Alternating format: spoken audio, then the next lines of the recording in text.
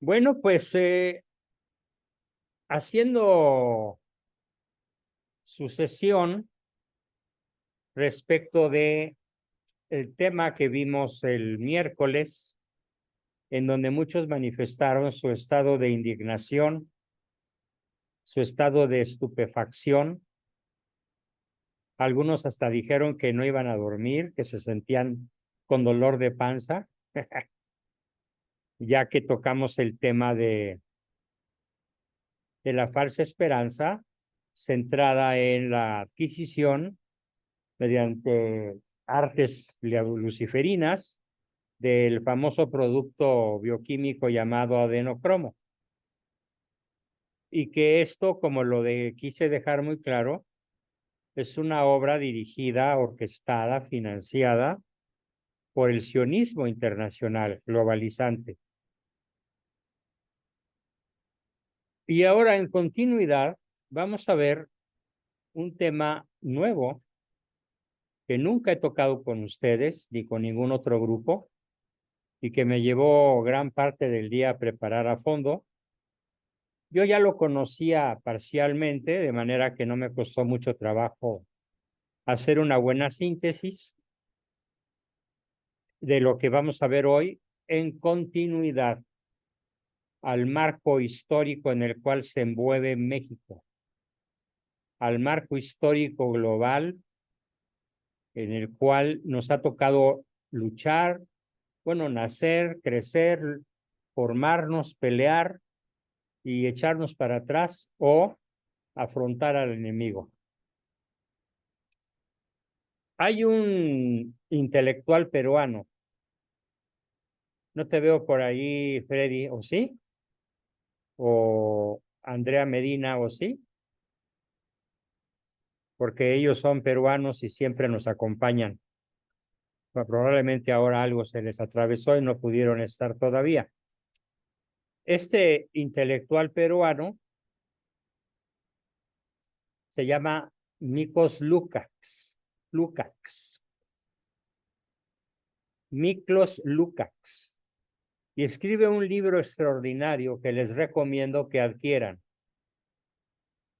porque en él se va a basar mi exposición de hoy y muy probablemente la del viernes próximo, porque considero difícil agotar el tema en una sola sesión. El libro se llama Neoentes.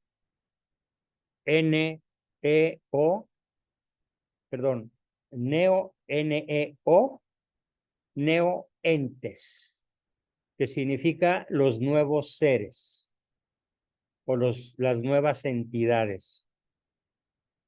Un ente es un ser es un ente. Y este autor peruano, de una manera muy brillante, muy crítica, nos expone lo que yo les voy a exponer de manera sintética y traduciendo algunas cuestiones sumamente técnicas a un lenguaje que sea muy del acceso de todo el grupo. ¿De qué se trata esto de los neoentes? Bueno, pues se trata, bueno, primero voy a hacer una similitud. Piensen, por ejemplo, en la crueldad de la guerra, Rusia-Ucrania, en donde en una sola noche un racimo de bombas rusas ha dejado muertos a 25 niños y sin hogar a 400 personas. Y esto ya tiene así, pues, más de un año. Si mal no recuerdo, desde febrero del año pasado. Y luego también piensen, por ejemplo, para irnos al lado contrario, en que la aviación ucraniana, que en realidad no es ucraniana, en realidad es sionista, proporcionada por la Unión Europea y por los Estados Unidos, toma una hilera de tanques rusos, digamos 100 tanques rusos, con una tripulación promedio de 4 a 8 hombres por tanque, y todos quedan aniquilados en un certero bombardeo con un caza F-35 que vuela varias veces a la velocidad del sonido y que no puede ser alcanzado por los mecanismos de defensa de los tanques, que están equipados para repeler ataques aéreos, pero no a velocidades ultrasónicas, como son atacados. Y este suceso se repite de uno y de otro bando, un día sí y otro también. De tal manera que podemos fácilmente pensar en los horrores de la guerra. Los horrores de la guerra. Sin entrar en disquisiciones de quién tiene la razón, si es correcto que Vladimir Putin reclame como suyo para Rusia el territorio del oeste ucraniano, o si es correcto que Ucrania diga que no, que de todo ese territorio es ucraniano e independiente y que no tiene nada que ver con Rusia, a pesar de que ese territorio esté lleno de rusohablantes, de rusoparlantes. Esa polémica podría continuar por décadas y solo la perspectiva que nos dé la historia va a poner a cada cual en su lugar. Pero quiero comenzar para explicar la gravedad de esta sesión en que piensen en el terror que sienten los civiles de ambos lados, independientemente de los soldados de ambos lados. Bueno, pues lo que vamos a platicar hoy, tomen el signo de infinito y pónganlo junto a la guerra ruso-ucraniana. ¿Y cuál es el resultado? De multiplicar infinito por 2 o 2 por infinito. Pues el resultado es infinito, matemáticamente. Entonces vamos a hablar de un horror, de un terror, de una situación tan horrorosa y que ya se nos viene encima en México. ¿Cómo o en qué me baso para decir que ya se nos viene encima en México? Bueno, porque ya tiene varias décadas que la ideología de género pretende instalarse en nuestro país en la educación primaria más tierna, desde el kinder.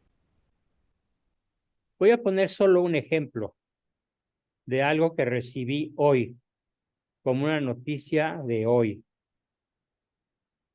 Ya es obligatorio para todos los niños de primaria, de las escuelas oficiales y de las escuelas particulares, para no perder la concesión, hacer maquetas funcionales de los órganos sexuales reproductores femenino y masculino. O sea, tiene que ser una maqueta que simule un pene en erección echando semen.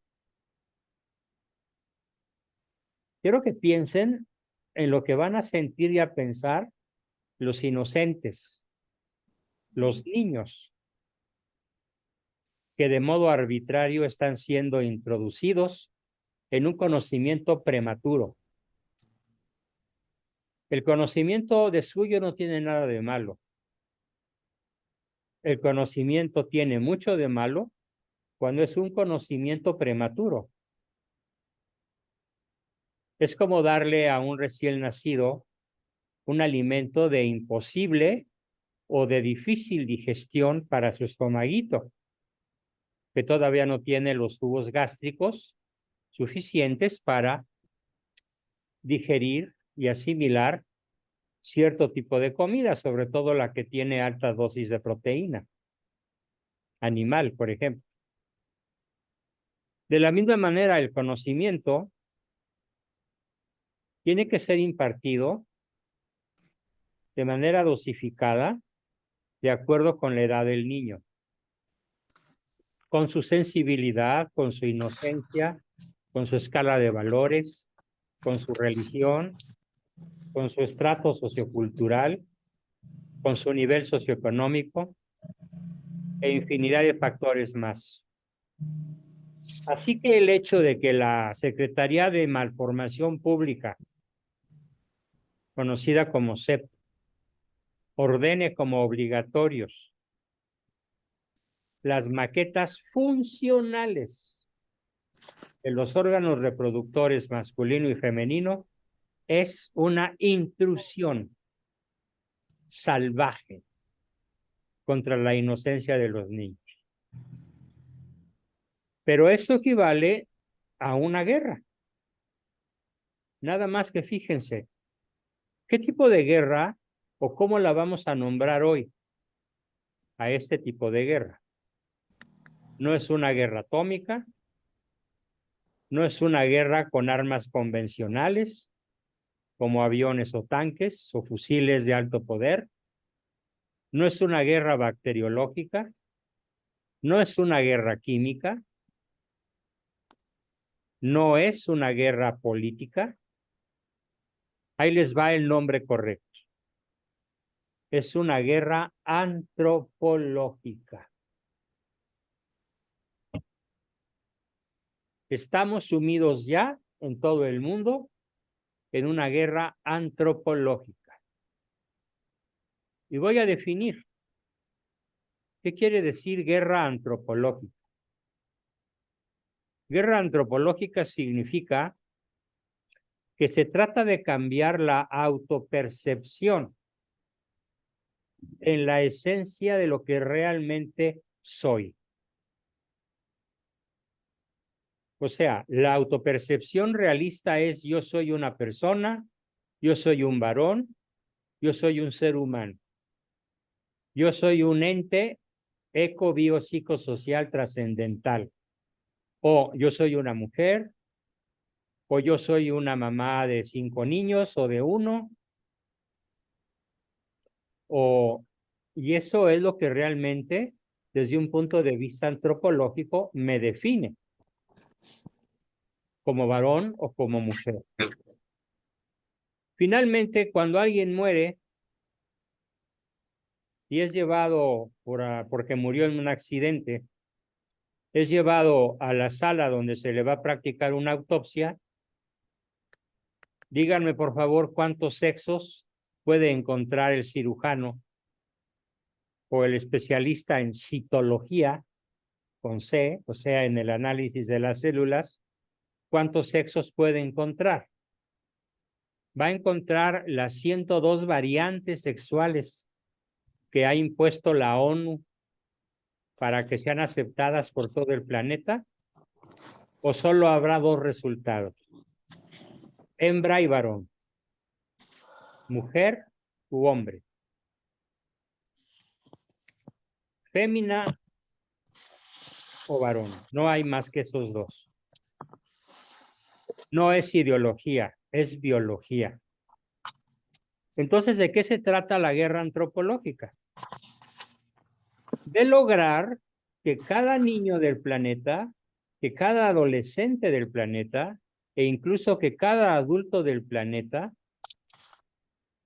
deje de autopercibirse como es y como lo que es, como lo que realmente cada uno de nosotros es, para pasar a autopercibirse, ojo, como cualquiera otra cosa, objeto o animal. Así es como ya tenemos en Europa y en los Estados Unidos, sobre todo, niños de 14 años que han decidido ser un celular de sexo fluido. Yo soy un celular de sexo fluido y exijo que me reconozcan y me traten como tal. O mujeres, sobre todo en Alemania, Holanda, Bélgica y en general los países escandinavos, que se cortan un pedazo de carne del antebrazo o del brazo. ¿Para qué creen? Para hacerse e implantarse un pene. en la vagina y ser, según ellas, varón. Cuando sean llevadas a la plancha de la autopsia, porque muchas se mueren en el intento, ¿qué es lo que el cirujano va a decir? ¿Es una mujer transgénero? No, es una mujer que quiso implantarse en su vagina, cercenándosela del brazo, una parte corporal que ni le va a funcionar jamás, ni le hubiera funcionado nunca, aunque hubiera podido vivir hasta los 100 años. Pero esa mujer que se implanta un pene, se comporta como varón, se viste como varón y exige ser considerada como varón. Esa es la guerra antropológica. ¿De qué se trata entonces? De darle lo masculino, de reconocer como masculino o como femenino a un hombre castrado, porque también se dan las cosas al revés. Un hombre castrado, disfrazado de Miss Universo, está de moda que gane un concurso de Miss Universo, como de hecho ahorita sucede. Miss Universo es un varón castrado. Si ustedes lo ven, físicamente por ahí en internet circula su video y su fotografía, basta con que pongan Miss Universo, quién es y cómo se llama en cualquier buscador y les va a dar el nombre, la apariencia, la foto y la historia de esta persona, porque no ha dejado de ser persona, que es un varón castrado, que fue convencido por los ideólogos de los que me voy a referir en esta sesión, de cambiar su autopercepción de aquello que realmente es, qué es realmente, según la biología, no la ideología, es un varón y morirá siendo varón. Y si le toca ir a ver al ginecólogo, el ginecólogo le va a decir, lo siento, señor, vaya a ver al urólogo porque tiene cáncer en la próstata. Conmigo no tiene a qué venir. Porque no tiene ovarios, ni tiene matriz. Y como no tiene ni ovarios ni matriz, yo, ginecólogo, no lo puedo atender. Así de dramática es la cosa. Sin embargo, ¿cómo replican los ideólogos de género? Con los títulos de belleza femenina entregados a puros transgénero, como en el caso de Miss Holanda, de Miss Universo, de Miss España, o la dirección general planetaria de quien dirige estos concursos de belleza, que en realidad es un varón castrado, que se hace pasar por mujer. Mi comentario inicial sobre este tremendo tema es que tenemos que evitar que al menos en nuestra familia, al menos en las personas que están cerca de nosotros y que amamos, se materialice ese gran riesgo existencial con el tema de la reproducción tercerizada. Lo que viene aquí es muy técnico y si alguien no lo capta con esta explicación, por favor, a la hora de las preguntas, no dude en hacérmelo. La reproducción tercerizada, o sea, donde interviene un tercero, no el hombre y la mujer, sino un tercero. Pero ese tercero es un robot. ¿Sí? Ese tercero no solo es un robot, es un manojo de tecnología ultra avanzada que hace innecesario el coito de varón y mujer para producir un bebé. A futuro, muy breve plazo, se calcula que para el 2030, estamos hablando de apenas 7 años, para el 2030, el objetivo de las Naciones Unidas y de otros muchísimos órganos de control global planetario a los que me voy a referir, quieren eliminar el coito y sustituirlo por tecnología robótica para producir bebés. ¿Cuáles puedan ser las consecuencias en la personalidad, en la sensibilidad, en la inteligencia, en la escala de valores, en la autopercepción y en infinidad de consideraciones más de bebés concebidos de esta forma a partir de gametos humanos?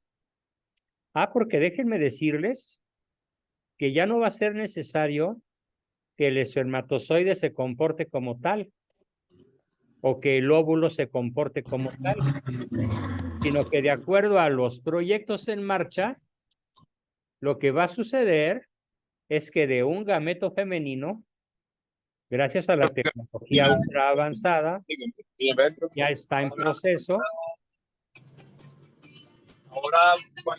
Les ruego guardar silencio, por favor. Cierren Sí, todos pero los micrófonos. hay una condición ahora, una condición. Carlos Romero, ya te silencié. Por favor, exijo más respeto. Si quieren, sálganse de la sesión si tienen asuntos tan importantes que arreglar.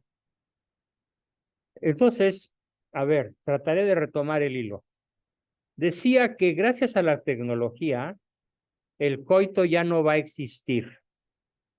Y de esa manera, mi hijo un día va a plantarse frente a mí, a los 14 años, 15, 8, X, y me va a decir, me declaro ser un celular polisexual y toda la gente tiene que respetarme y asumirme como lo que yo me asumo.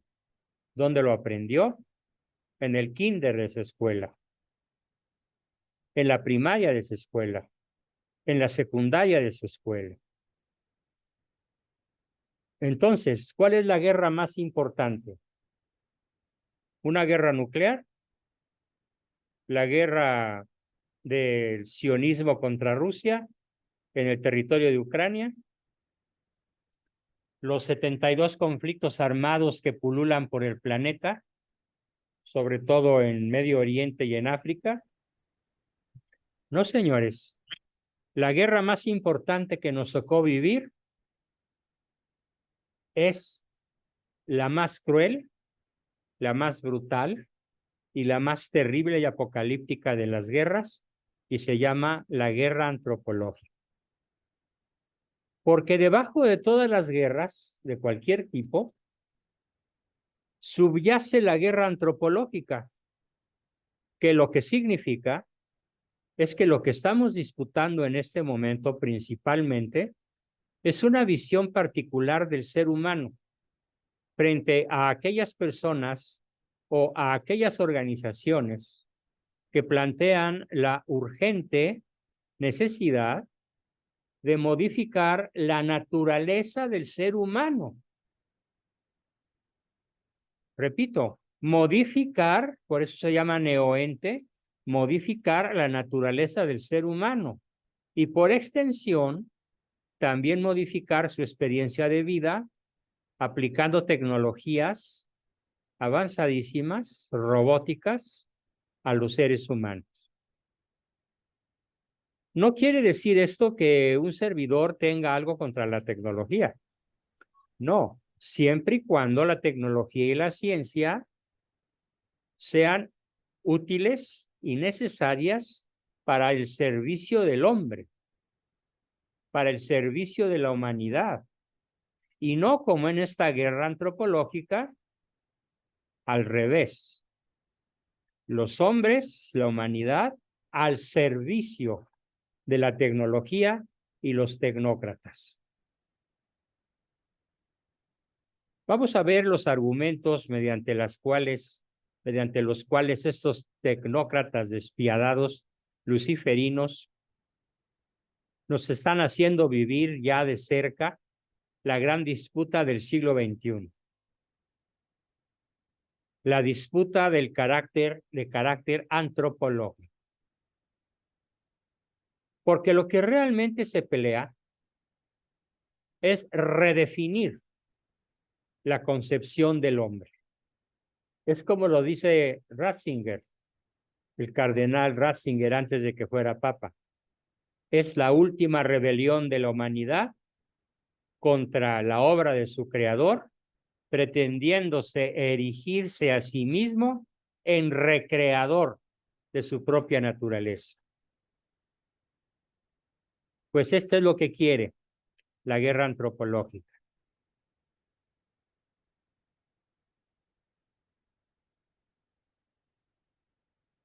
Entonces, cuando tenemos un conflicto de esta magnitud, lo que la gente va a encontrar inmediatamente es un impacto en su calidad de vida, un aumento, estamos hablando de las guerras convencionales, del costo del precio de los alimentos, del precio de la energía, de la gasolina, de la luz. No estamos diciendo que estas guerras convencionales como las que ahorita transcurren por docena en el planeta Tierra no sean importantes, no. Lo que quiero decir, y quiero que quede bien claro y lo repito, es que esta guerra antropológica es aún más complicada y brutal, porque no es algo que se perciba de inmediato que la gente de a pie pueda percibir con rapidez, no. De hecho, estoy seguro que nadie de ustedes había sabido nada de esta guerra antropológica hasta estos momentos, aunque ya está en marcha a través de la SEP, ya está en marcha en nuestro sistema educativo. Están dando los primeros pasos. Se trata, pues, de que la gente a pie aprenda poco a poco, como aquella ranita que lentamente se va hirviendo en un gran caldero. Al principio el agua está tibia y no siente ninguna molestia, pero ya cuando está hirviendo y la rana intenta salir, está tan debilitada que ya no puede ni nadar ni saltar. Y es cocida viva y devorada por quien tenga apetito de hacerlo. Así que aunque sea muy difícil percibir sus amenazas y muy sutil esta guerra antropológica y efectos a largo plazo, tenemos que estar en pie de guerra. Tenemos que estar en estado de alerta total. Vamos a tener que prepararnos para aprender a decirles no a nuestros maestros y a nuestros hijos y a nuestros compañeros y a nuestros gobernantes y a nuestros científicos y a nuestros intelectuales cuando empiecen, que ya empezaron, pero cuando lo hagan de manera más firme y descarada, a darle apoyo a aquello que busca redefinir la concepción del hombre.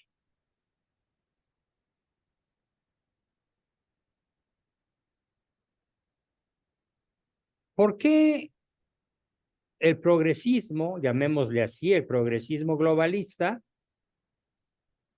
intenta imponer toda esta visión de un humano nuevo, de un humano que Dios no creó, de un humano creado y recreado a la medida de la tecnología humana, a la medida de la soberbia humana? ¿Por qué? ¿Por qué se busca una nueva visión del ser humano? ¿Por qué se busca una nueva estructura social? ¿Por qué se quiere una nueva forma de ser gobernados? ¿Por qué se quiere una nueva forma de transacciones interpersonales para sostener todo este macabro sistema nuevo? Este neosistema basado en la creación de neoentes. Estas organizaciones internacionales que tienen nombres específicos y que buscan con presupuestos megamillonarios hacer que la gente crea en sus planteamientos. Quien que oiga hablar de las Naciones Unidas va a pensar que es una de las obras más perversas que la humanidad haya inventado.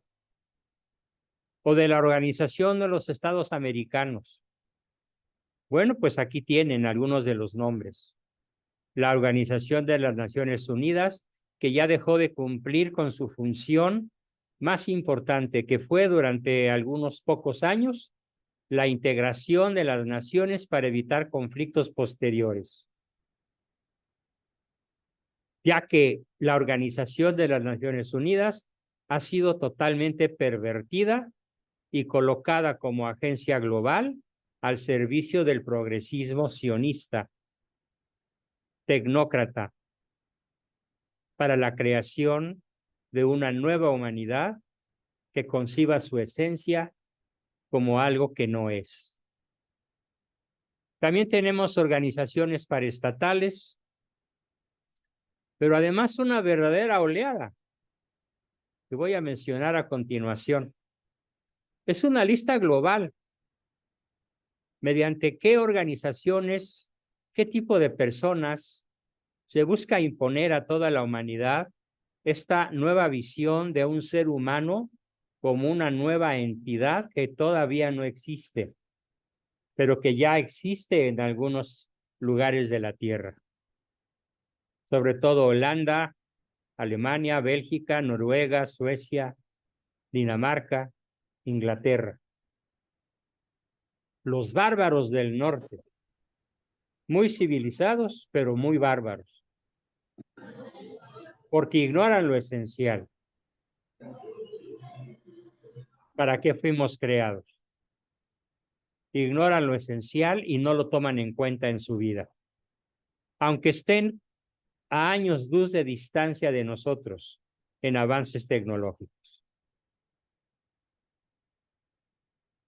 Vamos a ver quiénes son. Ahí les va la lista. Foro Económico Mundial. Ese que cada año se reúne en Davos. El Foro Económico de Davos. Al que, por cierto, el peje se negó a ir por el pánico a ser criticado por la cortedad y estupidez e ignorancia de su lenguaje. Pero puedo decir que no fue a nada bueno. No se privó de algo bueno. El Foro de Davos es un conjunto de personas que representa a los grandes poderes económicos de los gigantes tecnológicos farmacéuticos, que representa a los grandes sectores financieros, que está apoyado por enormes sectores de los artistas de Hollywood, que está apoyado también por los premios Nobel de la paz, de medicina, de biología. Todos los premios Nobel están metidos ahí. Si no, no les hubieran dado el premio Nobel, porque primero los someten a severos interrogatorios. Y si están dispuestos a apoyar el proyecto Neoentes, aparte de su brillantez académica en el área en la que les hayan dado el premio, son cómplices, son promotores de la guerra antropológica. Si no, repito, no serían premios Nobel. Ya dije el Foro de Davos, otras plataformas multilaterales como el Fondo Monetario Internacional, el Banco Mundial, el Banco de Bancos llamado de BlackRock, el Banco Asiático de Desarrollo, el Banco Interamericano de Desarrollo y toda la estructura burocrática internacional está al servicio de este progresivo localista. O sea, es global, pero actúa de forma local con diferentes nombres.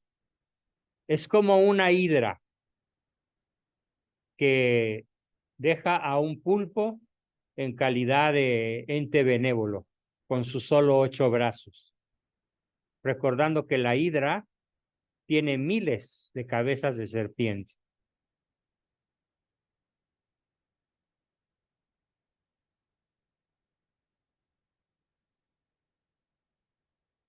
Ahora viene una de las cosas más trágicas, más nauseabundas.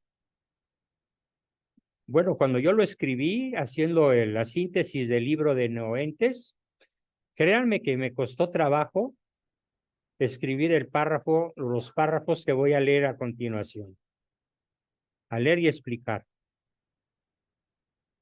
El objetivo más cercano de la guerra antropológica es la desmasculinización del varón. Es quitarle su deseo y su capacidad de reproducción. Es quitarle su capacidad de realizar el coito y de sostener toda relación sexual y toda relación amorosa, que todavía hoy en gran medida así se llama. Repito, el objetivo más inmediato es la desmasculinización del varón, en donde se le quita su capacidad reproductiva, su capacidad para realizar el coito y para tener relaciones sentimentales y sexuales. El siguiente objetivo, elevar moralmente a los animales y a los robots a la categoría de entes humanos. Repito, elevar moralmente a los animales y a los robots a la categoría de entes con derechos humanos. Ya corre en México muy poderosa la corriente de los perrijos y de los gatijos. Y ya hay diputados que han propuesto en la Cámara de Senadores y en la Cámara de Diputados en México que se conceda a los animales los mismos derechos que a los seres humanos. Ya hay proyectos de ley al respecto. Así que hay que desmasculinizar a la sociedad, pero no solo, también hay que desfeminizarla. A la mujer hay que quitarle lo femenino y al varón hay que quitarle lo masculino para producir una especie de avatar.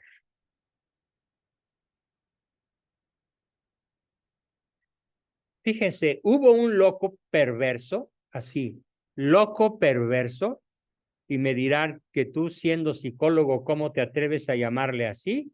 Pues sí, ese loco perverso, sionista, masón, luciferino, se llamó Sigmund Freud.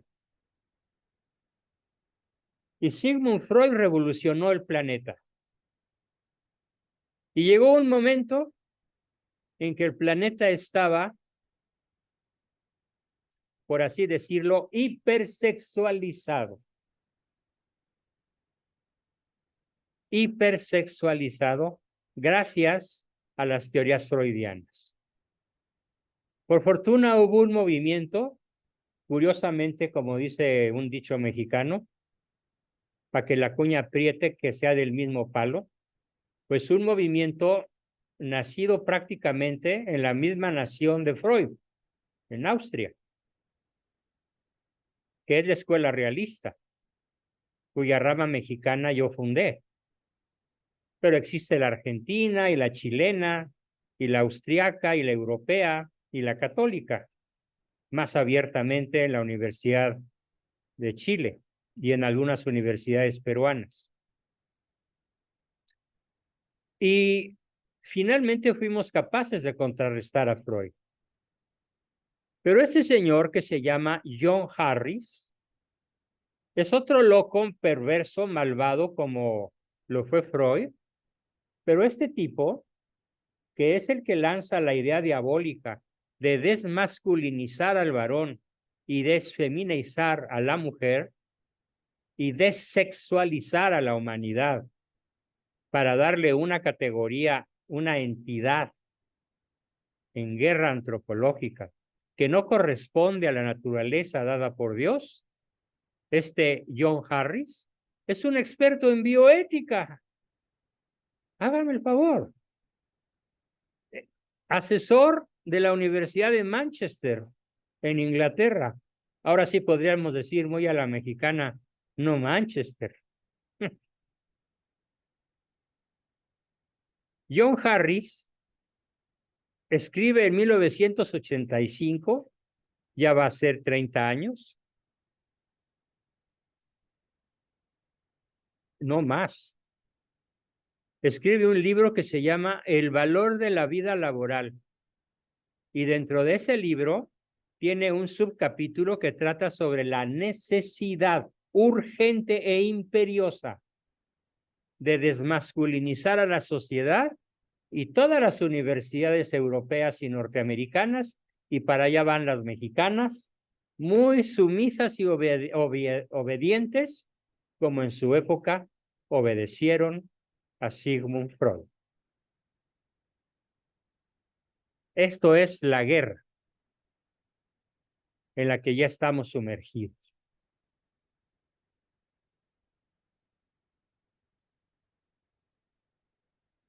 Y dice, la obligación ética de desmasculinizar a la sociedad es para que los hombres dejen de ser tan violentos. Y así lleguemos a una sociedad tipo Avatar, que es una mezcla de Avatar y el planeta de la Mujer Maravilla. Claro, esto lo plantea de una manera retórica, pero después dice, y ya todo el mundo convencido, docenas de gobiernos de clase mundial, docenas o centenares de universidades convencidas a escala global, que esto debe ser implementado a nivel de políticas públicas, y que desmasculinizar a la sociedad debe ser un objetivo perseguido, no solamente por los gobiernos nacionales, sino a nivel internacional, y llena todo esto de un lenguaje sumamente académico, en donde termina proponiendo una sociedad en la que solamente haya mujeres, y así el mundo será muchísimo más pacífico. Y nos habremos librado del heteropatriarcado, nos habremos librado del macho, y así proclama otro autor muy en la línea de este Harris, de nombre Henry William, que hace muy poquito, apenas en el 2016, escribe un libro que tiene muchísima influencia, en donde explica lo que acabo de explicar, que se llama The End of the Sex, el fin del sexo. Y sostiene que para el año 2040, el hecho de tener hijos en una cama será cosa del pasado, porque poco a poco iremos traspasando estas funciones de reproducción a la tecnología, y finalmente lo que pronostica y aún exige es que vamos a llegar a un punto donde todo el proceso reproductivo, desde la selección de gametos hasta la concepción, la incubación y la cosecha, como si fuéramos plantas, será por inteligencia artificial. Y concluyo con lo más grave de todo: el cuidado postnatal va a ser realizado por máquinas inteligentes, no por mamás, para suprimir completamente el concepto de maternidad. Bien, no agotamos el tema, pero hasta aquí lo dejamos por hoy, para comenzar con sus preguntas, comentarios, dudas y aportaciones. ¿Quién quiere comenzar? Adelante.